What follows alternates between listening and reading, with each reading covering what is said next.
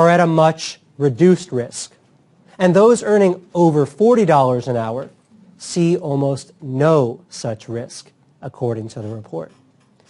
The risk of having your job effectively taken over by a robot, Council of Economic Advisors Chairman Jason Furman told reporters Monday, varies enormously based on what your salary is. Furman said that the risk of many of today's jobs being performed by robots is another example of why those investments in education to make sure that people have skills that complement automation are so important. All right, let's look at this chart. All right, so this chart tells us a couple things, right?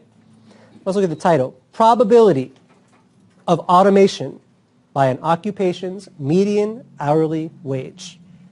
All right, so look at this chart. What do we see on here? What are some things you notice? We got people that make less than $20.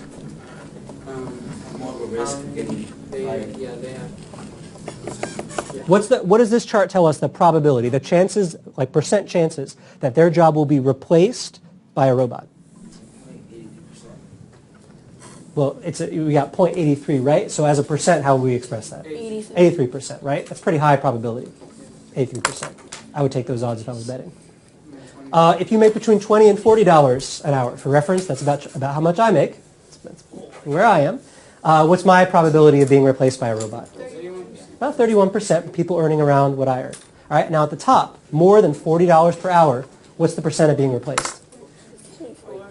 What percent? 4%. It's pretty low, right? I would not take those odds. So as you're thinking about this topic that we chose, robots should replace human workers if they can perform the same job just as well. Keep this in mind.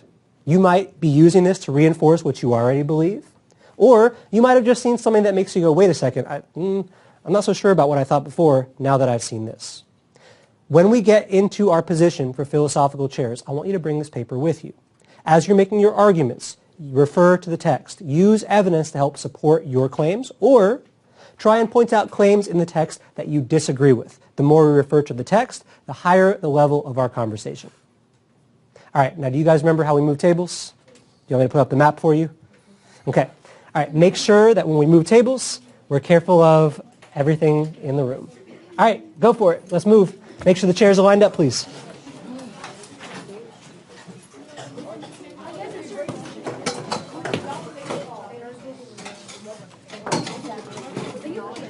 Dominic, you want to help me move this table? Thank you.